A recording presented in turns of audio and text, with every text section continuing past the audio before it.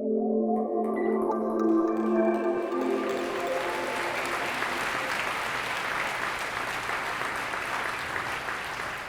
morning, everyone. Please join me. Let's begin. Take a deep breath and relax. Me too. Get comfortable. Really settle into those super fantastic plastic metal chairs you're all sitting in. Yeah. And let your body get soft. And then notice the feeling of your feet in your shoes and let them really rest on the ground. Nice. And now close your eyes and really do that. I can see you. And notice all the small sounds that are happening around you. And really rest in this small moment of solitude among all these 640 people. Now open your eyes and introduce yourself to the person on your right and your left. And if you already know them, greet them with warmth. And really take them in and try and remember their name.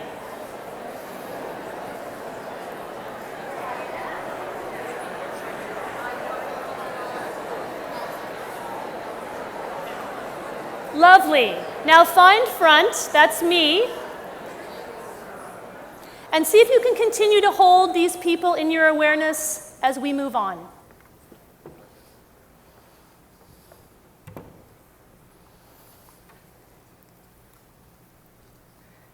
This is a crude video that my husband and I made of our daughter when she had just turned 2.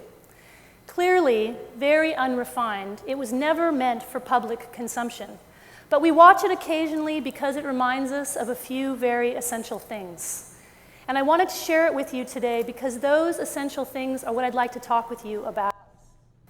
If I were to create a filter for this wonderful TED notion of ideas worth spreading, that filter would be that any idea worth spreading would need to not only provoke a more mindful present for me, but would need to inspire and propose a more healthy and a more productive and a more honest future for our children and for the planet. When I look at this video, I am reminded of the tenderness and the delicacy that is at risk if we don't immediately embrace a more mindful way of being with ourselves and being with each other. And it is this idea of being that I want to explore with you in our few short minutes together. Because it is my deep conviction that this simple yet profound idea of beingness is really where we must move towards and what we must practice if we are to create the kind of compassionate and just society that I think we all want, that we deserve, and that we are totally capable of. When I look at this short clip of footage, I see certain qualities of being that I must admit are far too absent in my day-to-day meanderings about, and perhaps you will feel the same. When I look at her, I see a softness and an ease and a connection to her senses. I see an embodiment of her whole self. Her whole being is there. Her corporeality is present. Now, someone might say, oh, she's sleeping. Of course she's like that. But anyone who's ever raised a child, played with a child, nurtured a child, or taught a child knows that this is our birthright. We come in like this, regardless of race or gender or sexual orientation or social economic status. We come in with this capability of being present with ourselves at all times. And it is only through maturation that we are often seduced into developing other habits of being that perhaps are not as productive. Habits around speed, habits around consumption, habits around ownership, habits around tenderness, habits around temperaments, habits around impatience. I know for myself, when I am eddying close to her habits of being expressed here, I feel my own joy, I feel my own connection to the world, I feel my own embodiment. And in that space, I sense my creativity, my authenticity, and my own agency, and that is where I sense my own extraordinary qualities. And I'm going to imagine that that is the same for each of you. But what I also know is that I've developed this sort of detritus of bad habits along the way. So I find that I need to practice my better habits. So that little score that I did with you at the very beginning of our time together was a score that I do with myself 2, 5, on my bad days, 20 times a day, when I find myself seduced into an argument with my daughter over what she's going to wear to school, or my dog licks my leg for the 20th time, or I'm in a traffic jam and I'm late for something, or I've had a really bummer collaborative meeting, or I've heard news on the radio that is fully disheartening. I have to practice cultivating that sweetness, that softness, that presence, so that I can bring myself back to where I am, so that I'm capable of dealing with all that I am feeling. In my work as an artist, I've tried to extend, over the years, I've tried to extend this practice of beingness to the larger cultural body, our neighborhoods, our sidewalks, our cities, our communities. I think of those areas as bodies, and I have attempted in my work to create opportunities for each of us to be more present with where we live and how we live in those places. So whether it's taking derelict plots of public land and asking, what else could this be that could contribute to a healthy society besides a place where people throw trash? Or looking at our urban intersections and asking, how does our body, I believe in the body, how does our body function in these large cities with all this noise and all this detritus, and creating projects for people to enter and consider their relationship to our built environment. I have spent many years cultivating a relationship with public space, spaces that we all exist in. These slides are resisting. And I've also spent many years asking myself, what is the quality of being that I get when I'm in a natural space, in a forest, and can I extend those kinds of qualities, those kinds of beingness to other environments? And what does public space offer me? What am I allowed in these public spaces? How can I participate? What is my agency in these kinds of spaces? Trying to create apertures for you and for me to more deeply embody where we live and how we live where we live. My most courageous and bravest project was my recent one where I decided, what is a neighborhood? And how does one form? Because we had this opportunity to watch the South Waterfront, which is a large urban environment, spring from earth. What is a neighborhood? Is it the buildings? Is it the people? Is it the tissue that holds people together? How do we form those things, and what is the nature of all that making? So over the years, I've tried to cultivate that sense of being in myself, but also cultivate that sense of being in a community in which I live, so we can all be more active, more present, and more engaged with the areas that concern us, our cultural body, our cultural way to embody. I'm going to perform a solo for you now that I created in 1994. It is a meditation on being. It is a meditation on presence. It is a meditation that you can enter with me, because I believe that we need to stay with our bodies as we go into our future.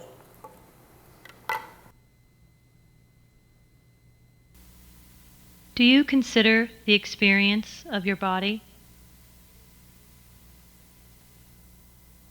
Do you value it? Should I value it?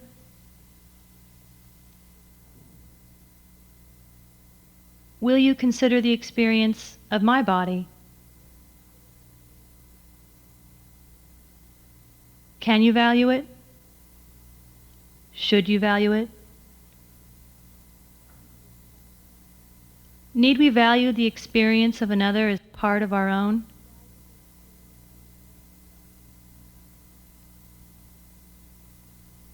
How much is memory, the living body of all we have seen, felt, sensed, thought, experienced, and inherited, the architect of our fate?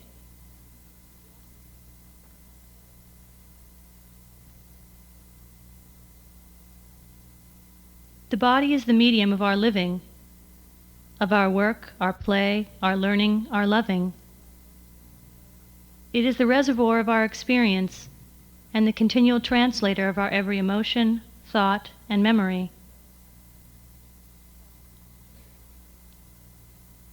Do you know that the earth and the human body are both 75 to 80% water?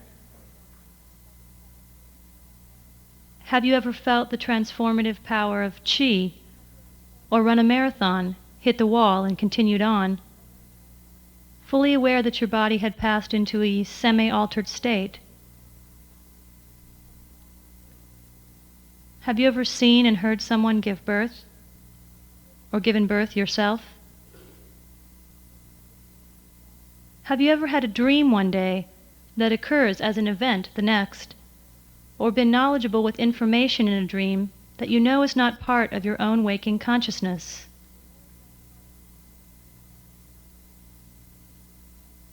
Many of us have probably heard the story of Lazarus, said to have been raised from the dead by Christ, but do you know the story of Black Elk, said to be impenetrable to arrows in the Battle of Wounded Knee?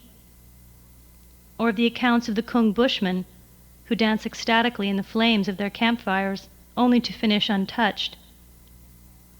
Or the stories of the extraordinary physical abilities demonstrated by the Taoist monks?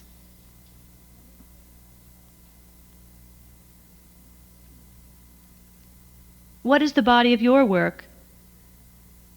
Who is the body of your play?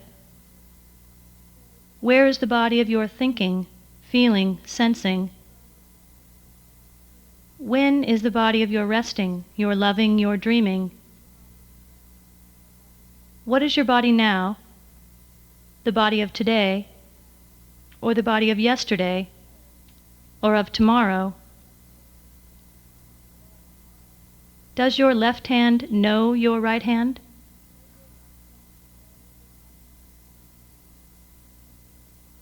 We forfeit a lot when we dull our experience of the body, when we let the surface of our skin harden, become impenetrable to the events around it.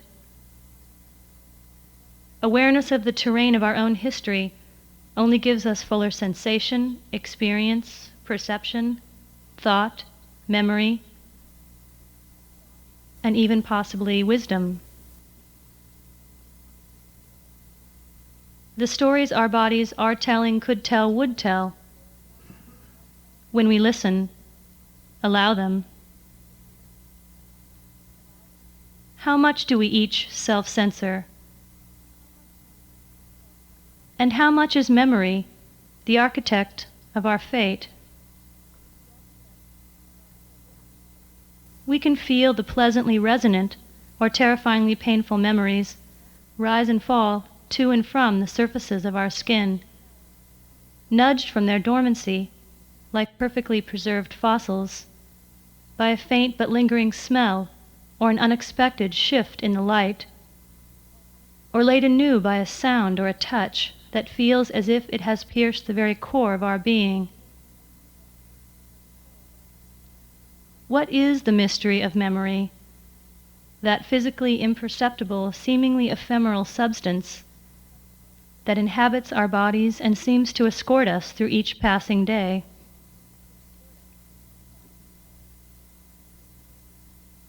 As it is like skin, we share, shed, and create new ones continually.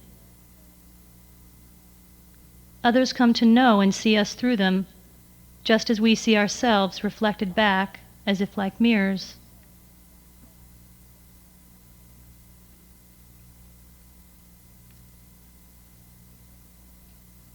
Will you consider the experience of my body? And how much is memory the architect of your fate?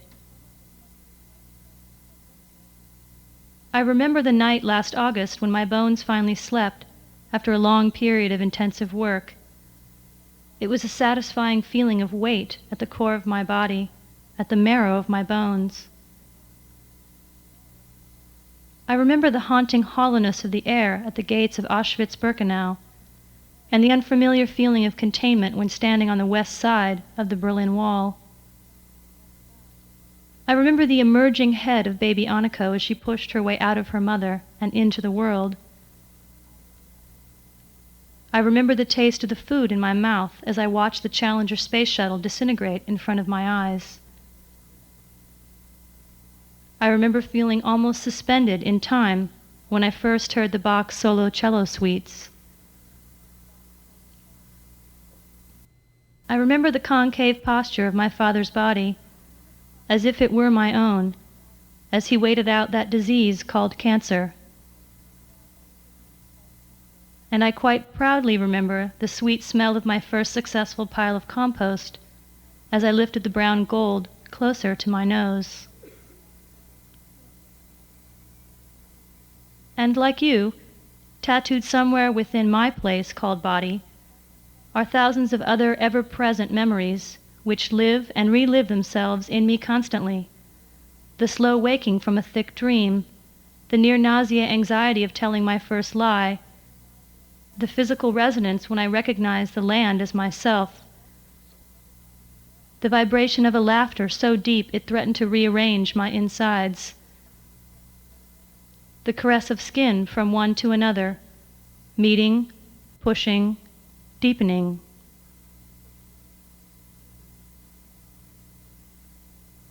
Can these almost palpable recollections teach, inform, sensitize, enliven, distract, engender respect, humanize?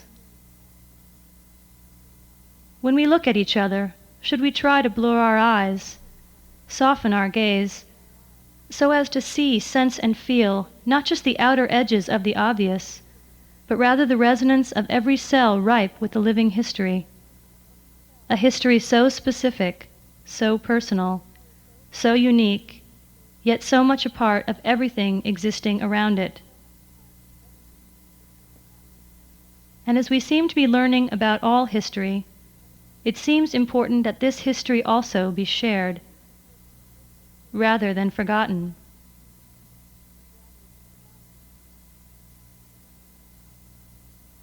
This evening is perhaps a meditation on history. These dances possibly a deliberate accumulation of memory. This dance, a direct translation of my moment-by-moment experience occurring before you now.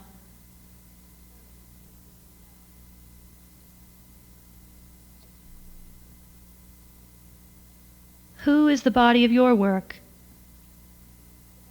Where is the body of your play? When is the body of your loving, your dreaming? What has the experience of your body been? What is it now, and what can it be? Can you feel the breath of the person behind you on the back of your neck?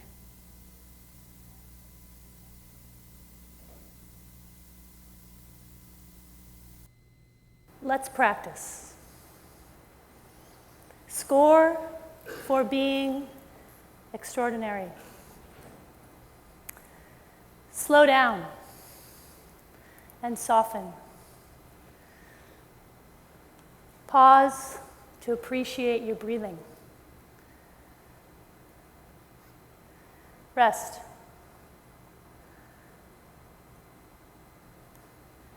Experience this moment with your whole being, all of your senses. There is no place to get to but here.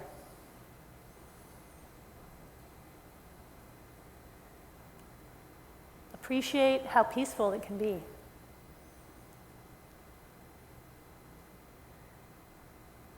Just be.